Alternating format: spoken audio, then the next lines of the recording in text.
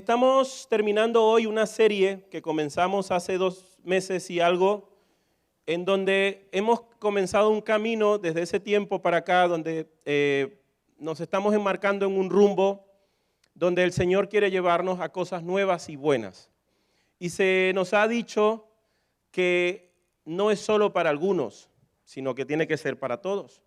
Se nos ha enseñado que no significa que la responsabilidad la deben llevar 2 o 3 personas, sino que está distribuida entre todos, porque todos tenemos esa capacidad que Dios nos dio. La serie Discípulo lo que está marcando es un antes y un después en nosotros, en la Iglesia La Roca, en usted que está aquí y en los que estamos trabajando para que siga creciendo y avanzando. Yo creo que es necesario participar de la idea en conjunto, en común. Yo creo que es muy importante que tratemos de unificar los criterios. Es difícil avanzar si los criterios se encuentran unos para acá, otros para allá. Yo quiero esto, yo quiero lo otro. No puede avanzar si unos quieren ir hacia este lado y otros quieren ir hacia este lado. Por eso el mejor remedio es pedirle al Señor que nos diga qué tenemos que hacer. Es la mejor solución. Yo no sé si usted alguna vez se ha encontrado en esa encrucijada donde no sabe qué hacer. No sabes dónde ir. No sabes con quién ir. Hasta dónde llegar, dónde detenerte, seguir avanzando. ¿Alguna vez te habrá pasado esto? ¿Será, no será? ¿Es, no es? Pero yo quiero decirte que el mejor remedio y medicina para esto es poder dedicar el tiempo de detener el auto, ir delante del Señor y decirle, Señor, ¿qué quieres tú para mí en este tiempo? Quiero decirte y quiero cuidar mis palabras delante del Señor y de ti y decirte que no es casualidad que escuches cosas porque nadie ha venido a decírmelo. El don de sospecha está apagado. No conozco nada de ti, no sé nada, nadie me ha dicho nada, pero estoy completamente seguro y convencido que el Señor tiene una palabra para ti hoy. Y yo quiero que tú estés atento a lo que Dios quiere decirte. Y hoy vamos a cerrar la serie con un capítulo que se llama Un líder a medida. Hoy vamos a ver lo que significa pasar de la razón al propósito. Hoy vamos a entender lo que significa mirar desde otra perspectiva lo que tenemos que hacer como líderes. Para ello, yo quiero que veamos un video cortito y ya seguimos y le continúo diciendo. De tal manera amó Dios al mundo, que ha dado a su Hijo unigénito, para que todo aquel que en Él cree no se pierda, mas tenga vida eterna. Porque no envió Dios a su Hijo al mundo para condenar al mundo, sino para que por medio de Él el mundo sea salvo. El que en Él cree no es condenado, pero el que no cree en Él ya ha sido condenado, porque no ha creído en el nombre del unigénito Hijo de Dios. Y esta es la condenación, que la luz ha venido al mundo, y éste amó las tinieblas más que la luz, porque sus obras son malas. Pues todo aquel que hace lo malo aborrece la luz, y no viene a la luz para que sus obras no sean reprendidas. Pero el que vive la verdad viene a la luz, para que se ponga de manifiesto que sus obras son hechas en Dios. Son hechas en Dios, que me cortaron el audio, pero bueno, no pasa nada. La declaración que hace Jesús a Nicodemo en este video es la declaración más importante, más trascendental y de donde podemos decir que descansan los pilares de nuestra iglesia. Creer en Dios se basa en esta declaración. Ser salvos se basa en esta declaración. Tener a Cristo en nuestros corazones comienza en esta declaración. Y quien lo hace el Hijo de Dios, Jesús. Jesús extiende a un hombre que conocía, que tenía razones, que sabía, que tenía conocimientos como Nicodemo. Nicodemo venía a ser como un príncipe entre los levitas, entre los estudiados del momento. Y Nicodemo le decía, pero ¿cómo puedo hacer? Y Jesús tiene esta conversación con él. Y antes, si usted lee todo el capítulo de Juan, capítulo 3, usted verá esta conversación que es más que interesante, en donde Jesús comienza a decirle a Nicodemo todas aquellas cosas por las cuales un ser humano debería entender y aceptar lo que Dios ha enviado a este mundo, que ha sido a su Hijo. Pero no es hasta el capítulo 3, versículo 16, donde dice, porque de tal manera amó Dios al mundo. Entonces, a mí me hace entender que hay una razón, que hay un propósito y hay una visión. Nosotros como personas extendemos siempre hacia adelante, hemos visto montones de modelos, aprendemos de libros, aprendemos de otros líderes y siempre hay un modelo a seguir. Ahora pregunto yo, ¿quién es más importante? ¿El reino, que es lo que se llega a nosotros? ¿El caballero? ¿El caballo que lleva al caballero? ¿O la herradura del caballo? ¿O el clavo que sostiene la herradura del caballo? He leído un libro hace un tiempo y narraba la historia de la caída de un reino en Irlanda del Norte. Y cuando llegaron a la conclusión de todo el libro, se resumía en esto: que el reino se perdió por esto. Por falta de un clavo, se perdió una herradura. Esta herradura hizo que se perdiera el caballo. El caballo, por falta de la herradura, tumbó al caballero. Y por falta del caballero, se perdió la guerra. Y se perdió el reino. Si te tuvieras que poner en esta anécdota, ¿dónde estarías tú? ¿Quién serías tú? No hay burros, caballos. Herraduras. El reino. El clavo. ¿Quién serías tú aquí? Sinceramente. Que no hay burros, que es un caballo. El clavo, dicen algunos. Yo quiero decir cabeza y no cola, yo quiero ser el reino. Otros serán caballero porque somos llamados a llevar la palabra. Otros somos el caballo porque soy tan humilde que puedo cargar con la responsabilidad de llevar la carga sin chistar. Fíjese lo que dice Jesús. Dios amó tanto al mundo que dio a su único hijo. ¿Para qué? Para que todo aquel que en él crea no se pierda, sino que tenga vida eterna. Me llego a preguntar esto, ¿qué es realmente lo que hace un líder?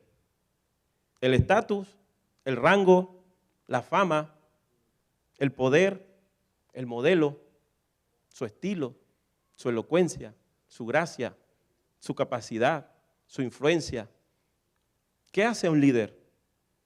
Y cuando veo ese capítulo y ese versículo entiendo que el liderazgo no solo trata de influir, sino que también trata en servir. Tiene una traza muy, pero muy grande que no descansa solo en el modelo, sino que descansa en el propósito y en la razón para lo que fue hecho. Y hoy día estamos siendo bombardeados por modelos que son buenos, modelos corporativos, modelos esenciales para crecer, modelos esenciales para organizar, modelos esenciales para poder andar. Y eso está muy bien. Pero cuando hablamos del Señor y hablamos de su obra, tenemos que aplicar siempre el carácter. El carácter que Jesús impregnó en su liderazgo. Y eso es lo que nosotros vamos a ver hoy. Para mí entender, el liderazgo funciona de la siguiente manera: la misión, la razón, el propósito y la visión. La misión es lo que ponemos al servicio para lograr algo. Eso se junta con otro círculo que se llama la visión. Y es lo que queremos lograr. Pero en el medio de esos dos círculos hay algo que se llama la razón y el propósito. ¿Por qué está usted aquí hoy en la iglesia? porque me trajeron, porque estoy agradecido con Dios, porque amo a Dios. Eso es una razón. Porque estoy agradecido. Eso es una razón.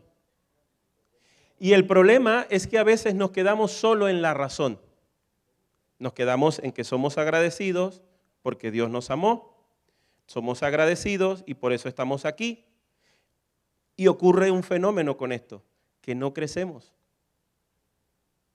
Porque siempre voy a estar esperando que me pongan agua en la raíz. Porque esa es la razón, porque me amó. Y no dispongo mi vida para avanzar. Por eso, para yo poder llegar a lo que queremos lograr, yo debo entender que debo pasar de la razón al propósito. Y te lo demuestro. Jesús dijo, pues Dios amó tanto al mundo que dio a su único hijo. Esa es la razón, esa es la misión. Para que todo aquel que en él crea no se pierda, sino que tenga vida eterna. Para mí esa es una razón. Y me llama muchísimo la atención en los últimos versículos cuando dice, todos los que hacen el mal odian la luz y se niegan a acercarse a ella porque temen que sus pecados queden al descubierto. Es increíble, pero es verdad. A veces sentimos vergüenza, pero igual pecamos, igual nos alejamos, igual dejamos que las cosas entren a nuestra vida, a nuestra casa, a nuestro hogar, a nuestra forma de ser, a nuestras relaciones, sabiendo que es pecado. Pero la luz del Señor, llega el enemigo y nos pone en la cabeza que nos trae vergüenza, como aquella vergüenza que sintió Adán y Eva en el Edén, y esa vergüenza hace que yo me aleje del Señor, no que me acerque. Entonces ahí yo estoy trabajando en la razón, porque la razón se perdió, porque ahora siento vergüenza. Aquello que me acercó al Señor se perdió, porque ahora lo que siento es vergüenza. Pero Jesús dijo, pero los que hacen lo correcto se acercan a la luz para que otros puedan ver que están haciendo lo que Dios quiere. Quiere decir que lo que puede significar la razón es un propósito y yo debo aceptarlo como propósito en mi vida. Si Dios envió a su Hijo a morir en la cruz del Calvario por mí, porque me amó tanto, es para que yo no sienta vergüenza y pueda acercarme a hacer delante de Dios lo que es correcto y bueno, que es arrepentirme, que es pedir perdón. Ese es un propósito cumplido de ese versículo en nuestras vidas. Y es interesante que muchas veces lo dejamos hasta que Dios amó al mundo y entregó a su Hijo unigénito para que todo aquel que en él crea no se pierda, mas tenga vida eterna. Pero no pasamos de ahí. Jesús tenía una misión, era reflejar el amor del Padre.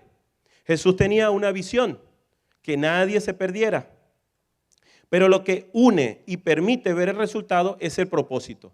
Dios no hizo nada sin un propósito. No se embarcó en nada sin un propósito. Una visión se logra desde un cambio, pero el cambio tiene que ser desde dentro.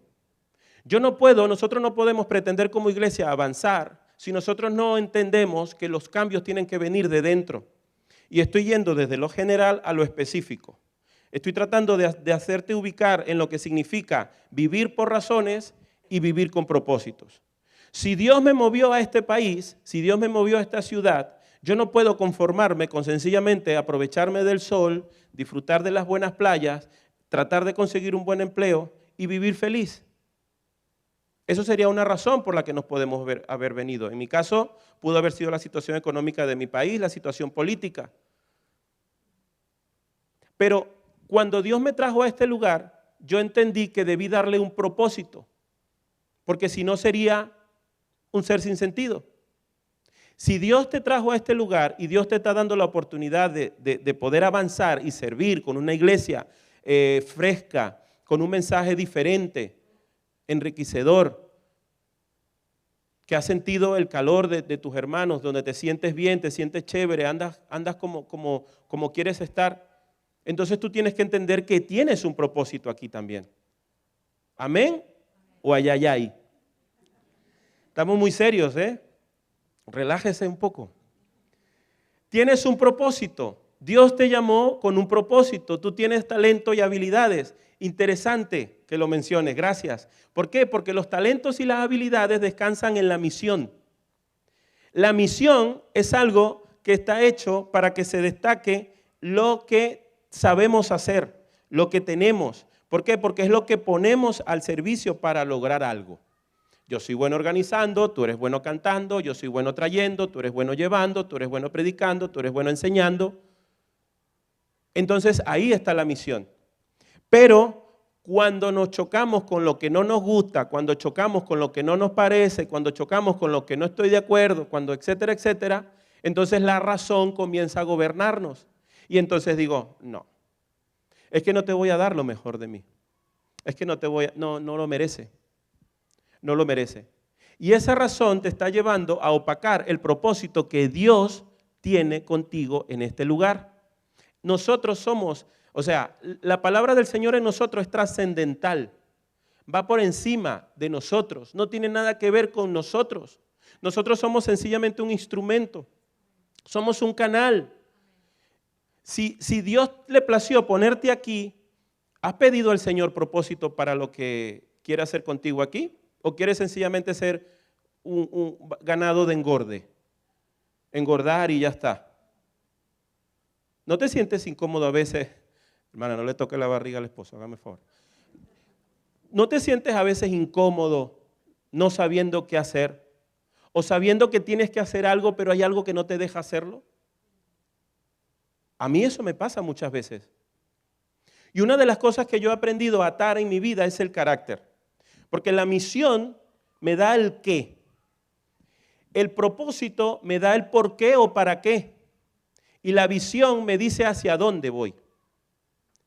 Si nosotros marcamos nuestra vida y decimos, ¿qué? Pues me entrego al Señor y me congrego en esta iglesia. ¿Pero por qué o para qué? Es necesario que des un propósito a esto. Es fundamental para que puedas llegar a algo, a una meta. ¿Cuántos de los que están aquí saben lo que es ahorrar para comprarse algo?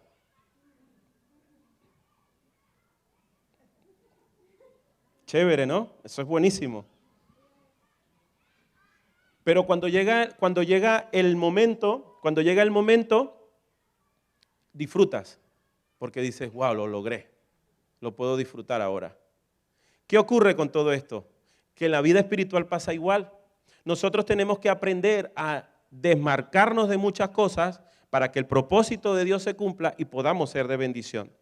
La diferencia está en que unos lo hacemos por una razón, mientras que otros buscamos hacerlo para darle sentido al propósito.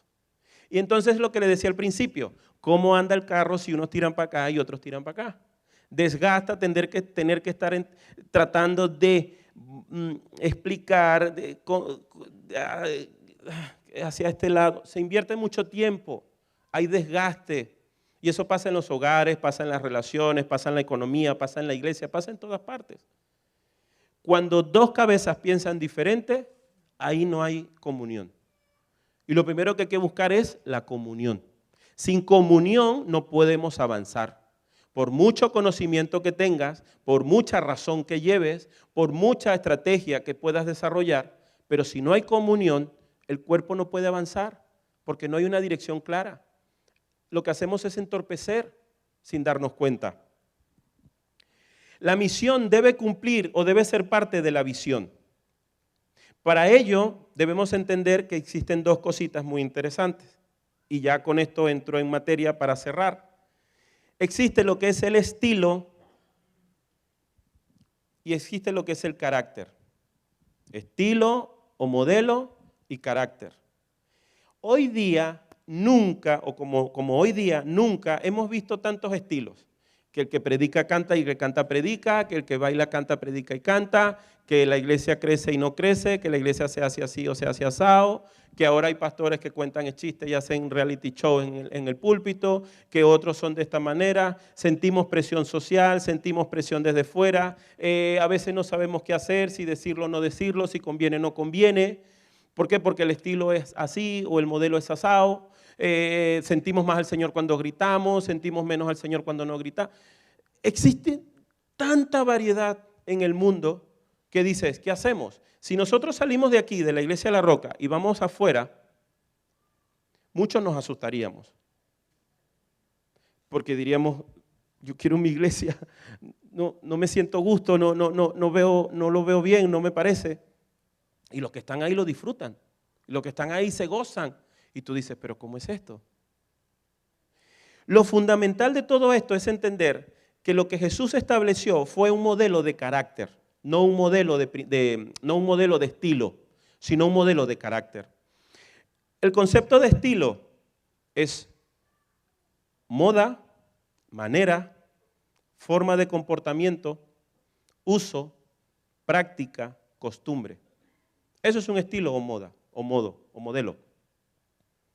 En cambio, el carácter es el conjunto de cualidades o circunstancias propias de una persona que las distingue por su modo de ser u obrar de las demás. Note la diferencia. Dice circunstancias propias de una persona. Quiere decir que es parte, quiere decir que es de dentro. En cambio, la moda es comportamiento y el comportamiento es externo. El comportamiento es de fuera o de afuera. Todo lo que Dios propone en su palabra descansa en el carácter y no en el estilo. Todo. Somos capaces de actuar con ese estilo que tenemos y llegar a hacer cumplir el carácter y el propósito de Dios. Eso es otra cosa. Pero no es el estilo y no es el modelo lo más importante, es el carácter. Jesús estableció un modelo basado en su carácter. Mira, Juan capítulo 13, 34 y 35 dice: así que ahora les doy un nuevo mandamiento: ámense unos a otros, tal como yo los he amado.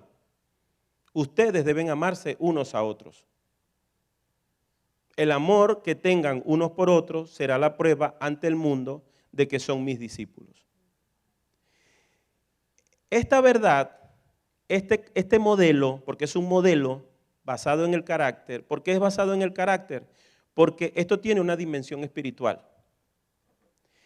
El liderazgo tiene dimensión espiritual. Si nosotros pretendemos creer que el liderazgo es solamente una serie de pasos sistemáticos, estamos equivocados. Eso es una parte de la ecuación mínima. Pero el carácter es fundamental, por eso tiene dimensión espiritual. Por eso los frutos del Espíritu vienen de dentro, de la cosecha, del trabajo, de la entrega, de la siembra con el Señor. Mientras más tiempo paso, más Él, menos yo. Mientras más tiempo paso en oración, más autoridad voy concibiendo en la vida, voy tomando nuevos retos, aprendo a interceder por mi marido, aprendo a interceder por la economía, aprendo a descansar en el Señor. Todo eso lo desarrollamos cerca del Señor. Eso no se desarrolla viendo Netflix, no se desarrolla jugando al fútbol con el niño, no se desarrolla en la plaza, que son actividades recreativas válidas. Pero esto es fundamentalmente espiritual. En el cristianismo, el liderazgo siempre tiene que estar caracterizado por honrar y dignificar lo que Dios quiere hacer. Si no es allí, entonces no es un liderazgo eficaz. Por eso lo que hagamos no va a llegar a ningún sitio. Fíjate, tal como yo los he amado, está poniéndose de ejemplo. Ahí empieza el modelo. Ustedes deben amarse unos a otros. Ahí es donde viene lo bueno. ¿Cómo amo yo al sinvergüenza este que no me puede ver, que lo que me pone son zancadillas, piedras? ¿Cómo hago yo para perdonar esto si me dolió? ¿Cómo hago yo si me defraudó? ¿Cómo hago yo si yo no puedo? Es que yo no puedo, sí, yo lo amo, pero lejos. Señor, ilumínalo. El amor que tengan unos por otros será la prueba ante el mundo de que son mis discípulos. ¿Cómo van a ver a Jesús? Si yo cuando salgo de la iglesia lo que hago es, con la primera persona que me encuentro, es hablar mal de la iglesia o de algún hermano.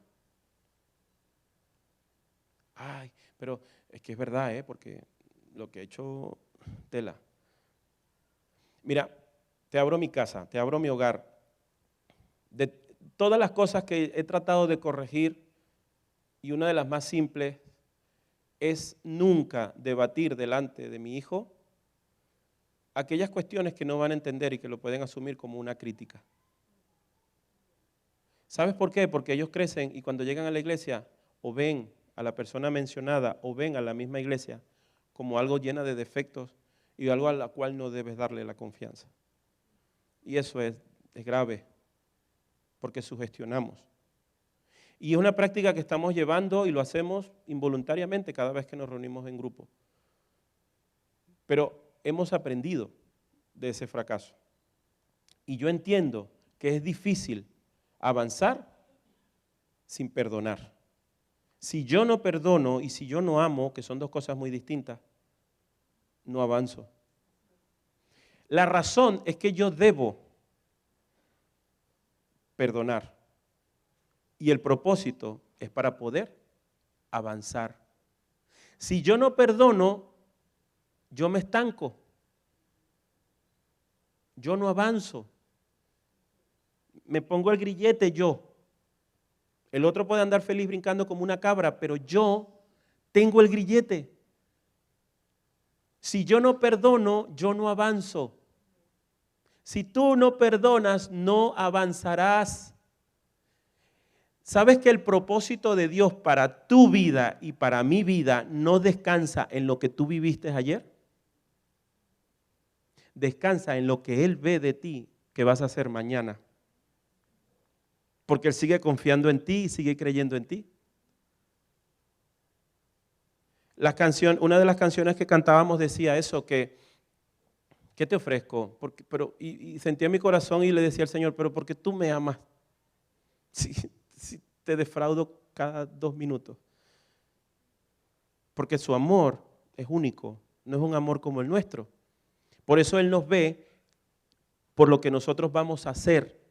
Y por eso el Señor sigue confiando en nosotros. Amén. Entonces, ¿qué es más importante? ¿El estilo o el carácter? El propósito de que así como Él me amó, yo debo amar a otros, es para que todos aquellos tengan una prueba de que nosotros somos seguidores de Jesús. ¿Qué es más importante? ¿El liderazgo efectivo basado en el modelo, con un estilo agradable, contemporáneo, universal? Nosotros pasamos de no tener luces a tener luces. Hemos pasado de cantar con las luces encendidas a pasar con las luces apagadas. Y sé que ha sido complicado. Pero a final de cuentas ese es un modelo. Un modelo que los modelos no son malos. Es un modelo de nuestra iglesia que nos hemos adquirido y con el cual ya nos hemos ido acostumbrando. Pero también esta iglesia tiene un propósito muy real y es trabajar en el carácter. Por eso es importante que invirtamos las fuerzas en esto, en cambiar el carácter. Porque el carácter es el que termina de diseñar todo lo que está planteado para este lugar. El liderazgo efectivo no tiene que ver solo con el estilo. En la Biblia encontramos un número de estilos de liderazgo distintos. El estilo no es único. No hay un patrón universal, no hay un modelo que diga, es que hay que hacer así, pararse de lado y orar con las 2 rodillas juntas o caminar así. No hay un estilo único. Mira, fíjate en la figura de Elías, el profeta. Era solitario, cortaba cabezas, pero era solitario. Vivía en el desierto. Moisés era dependiente de la organización y de la estructura. Moisés era un hombre que decía, por favor, necesito cabezas que me ayuden a llevar al pueblo. Un modelo totalmente distinto a un profeta como Elías. Juan era tierno y cercano. Pablo era un líder dinámico. Aun cuando lo llevaban en cadenas, influyó en las personas principalmente a través de la fuerza de sus palabras. Yo me imagino que cuando ese hombre hablaba no había nadie que lo parara. Y así sucesivamente te puedo seguir contando. Juan el Bautista también era un ermitaño. Solo bajaba al pueblo cuando tenía que comprar aceite y pan. Y aún así fue el que se encargó de bautizar a Jesús directamente. El modelo y el estilo no es lo más fundamental aquí. Es el carácter. Y el carácter fue lo que sostuvo a todos ellos hasta el final. El carácter y el propósito para lo que fueron llamados. Mira, cuando era más joven todavía, hice una formación cívico-militar. Y tuve casi un año. Dormí en casa, pero a las 5 de la mañana estaba en el cuartel militar hasta las 8, 9 de la noche. Todos los días, de domingo a domingo. Y decían, a los universitarios los trataremos dulce y bonito porque no son militares. Mentira. Llevé más palos. El jefe que nos ponían a cada escuadra era el distinguido recién graduado. Y en la escuela de antes el militar llevaba palo. Y si era el de menor rango, ni te digo, ese lo ponían a hacer hasta el café, limpiar pisos, todo. Y ese era el que nos ponían de jefe de escuadra. Esta era una formación para poder trabajar en los sistemas de emergencia como el 112, ayer el 171. Y yo aprendí, pero fue a saber por dónde salir corriendo cuando hubiera algo de esto, porque muy poco aprendí de esto, pero sí algo me quedó. Y fue la esencia que enseñó el capitán, porque era un capitán de 62 años. El primero daba el modelo. Él era el primero que nos ponía a correr 8 o 10 kilómetros. Sí, Luis Fermín, he corrido kilómetros. Después de correr 8 o 10 kilómetros nos ponía a hacer combinados navales, saltarines, no sé qué, flexiones, hasta que vomitábamos de aquella manera. Y él era el primero. De hecho, cuando alguien se quedaba haciendo la flexión número 399, él seguía haciendo la 399, 399, 399, 399, hasta que él se incorporara al que se había quedado. Y cada vez que alguien hacía algo malo, se equivocaba o lo que sea, nos castigaban a todos. Y entonces era el primer nivel. Yo respondo por ti y tú respondes por mí. Si tú te equivocabas, ¿quién quiere café? Y tú levantabas, tú quieres café, ven, toma café. Y nos ponían a todos a limpiar un patio de 3 hectáreas. Porque él pidió café. Y así varios meses, hasta que aprendimos a cuidar al más débil, al que no se podía estar sin café, y decirle, baja la mano, cállate. Aprendimos a cuidar al más débil. Porque sabíamos que lo que nos venía era para todos. Ni te quiero contar lo que me pasó a mí el día que cumplí años. Luego vino la segunda fase. Yo respondo por mí. Ahora venía la fase en donde tú te hacías adulto y respondías por tus actos. La carga del peso, del castigo, como fuera, era la misma como si fuera para todos, pero era solo para el que causaba el problema. Y entonces allí aprendimos a seguir cuidando al débil, pero a vivir cuidando lo que yo hacía. Pasaron los meses y vino la tercera etapa. Yo respondo por todos y todos responden por mí.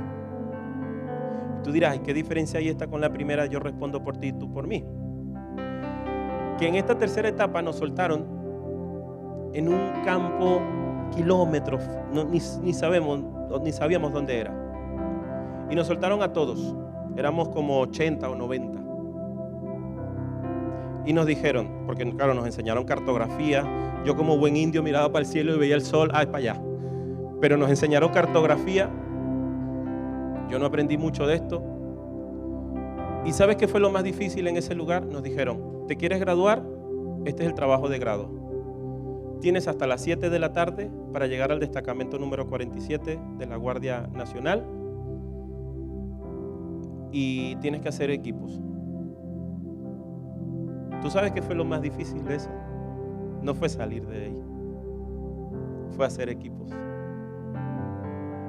Porque ahí estábamos el llorón, el quejica, el mandón, el que veía siempre el problema, el que no colaboraba en nada, el que se escaqueaba de todo. Y había que formar equipo. Y habíamos que hacer 8 equipos de 10 personas. Tardamos medio día haciendo equipos para aceptar quién tenía que dirigir al grupo, para aceptar quién tenía que hacer la cartografía, para aceptar quién tenía que decir hasta dónde y cómo y qué. Mi equipo llegó como de quinto por ahí. Y la enseñanza que trajo eso a mi vida es que no hay nada más difícil que querer hacer algo si el carácter no está alineado con lo que hay que hacer. Y a lo mejor, llevándolo a tu vida personal, las circunstancias por las que puedas pasar o estar o has sido sencillamente te han arropado a ti sin tú ser el culpable o lo hayas causado tú, te tienen que llevar a pensar en dónde estás parado ahora. Si tu razón es mayor que el propósito para lo que tú estás haciendo ahora. Porque si la razón no te lleva a algún lugar es porque estás perdiendo el tiempo. Yo creo que tienes que pedirle un propósito al Señor. Yo creo que hoy, no sé en qué etapa estás, si en la primera, en la segunda o en la tercera. No sé cuánto te cuesta aceptar que te digan las cosas. No sé cuánto estás dispuesto a decir, lleva tú las riendas, yo te sigo. No sé cuánto estás dispuesto a decir, yo te cuido. No sé cuánto estás dispuesto a decir, yo lo hago por ti, tranquilo. Pero es necesario si queremos seguir creciendo y avanzando como iglesia. Son tiempos muy complicados y no tengo que decírtelo. Son tiempos en donde si tú no marcas una pauta concreta, no vas a llegar a ningún sitio. Creo que un árbol crece y da frutos. Pero mientras más profundas sean sus raíces, el fruto será mejor, será mayor. Así que no creo que debas conformarte con lo que tan solo hasta ahora estás dando. Jesús en el capítulo 20 de Juan dijo, una vez más les dijo, la paz sea con ustedes, una vez después de ser crucificado. Como el Padre me envió a mí, así yo los envío a ustedes. Entonces sopló sobre ellos y les dijo, reciban al Espíritu Santo. Creo que es importante que cada día tú comiences con este versículo, recordándote que el Señor tuvo que morir en la cruz del Calvario porque te amaba. Esa es la gran razón. Pero el propósito, ¿sabes dónde se cumplió? En la resurrección. Porque la resurrección de Jesús en la cruz fue la que quitó la autoridad que había sobre ti del pecado. Y entonces ese propósito de ir en el nombre de Él a sanar, a restaurar, a libertar al cautivo, es porque sencillamente ese Espíritu Santo ahora reside con nosotros y en nosotros. Ahora quiero que pienses en dónde está tu corazón en este momento. ¿Qué harás ahora? A partir de aquí, ¿qué harás con las razones que tienes o el propósito que Dios tiene para ti? Esto no tiene edad. Esto es lo que tienes compromiso. ¿Es la razón más importante que el propósito de Dios en tu vida? Es que no siquiera sé cuál es el propósito. Bien, bienvenido al club. Ahí es donde tienes que empezar a buscar el propósito. Estás estancado en el dolor, en el fracaso, no te ha ido bien, no sabes cómo sentir otra cosa que no sea eso. Posiblemente estás lleno de tantas razones que se te ha olvidado para qué Dios te rescató. ¿Hay algo que no te deja seguir? ¿Hay una puerta abierta que tienes en tu vida que no te deja avanzar? Que te recuerda cada vez que eres un pecador. Acuérdate lo que Jesús dijo en aquel versículo. Que la luz vino es para que otros puedan ver que están haciendo lo que Dios quiere. No para avergonzarte. No para humillarte. Creo que debemos tener todos una cita con el Señor y definir un plan. Yo me atrevería a esta semana a sentarme, aunque esté casado, a sentarme solo con el Señor, con una taza de café yo solo, con una Biblia abierta y un lápiz y un cuaderno. Señor, yo quiero hacer un plan de cuál es mi propósito y qué voy a hacer yo en los próximos 2, 3 años, 4 años, 5 años. Yo quiero hacer un plan contigo, Señor. Yo quiero que tú me digas a través de tu palabra y de este tiempo que voy a estar contigo, ¿qué quieres de mí en este lugar?